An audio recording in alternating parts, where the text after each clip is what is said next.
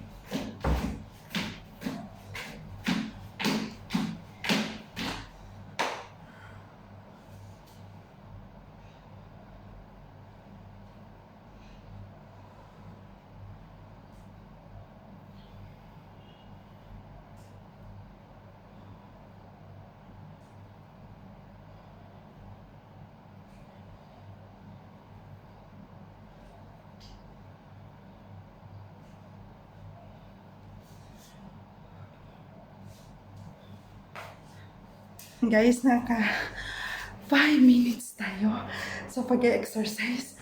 Pagod na si Kunyang. Magpapahinga lang ako ng konti at kakain na ako ng breakfast. Grabe yung pawis ko. Ayan, guys. Thank you sa inyong lahat. Ayan.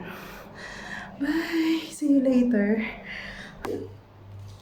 Ayan, good morning guys sa inyong lahat.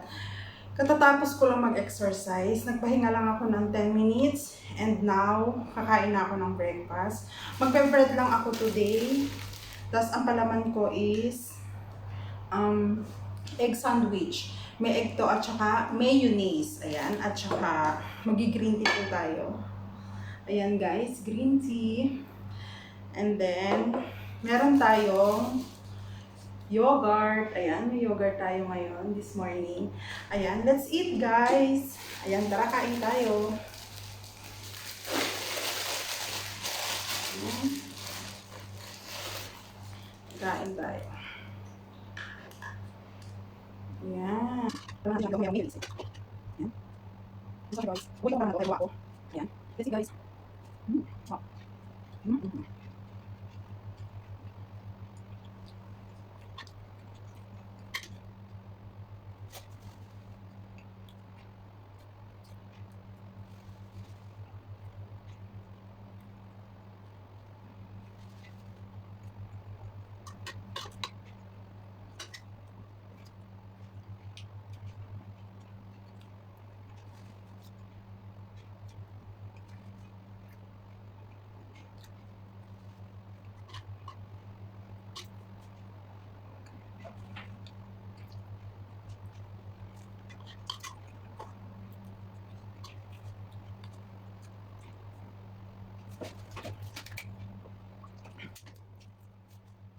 Pinakaso din ng tinapay, yogurt naman ang kakainin natin. Yogurt. Ayan. Yogurt lang. Ayan. Kakainin natin ang yogurt. Kunin natin itong ang kanyang spoon. Ayan. Ayan guys.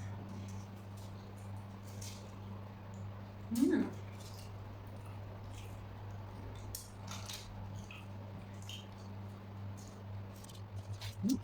Ay, yogurt.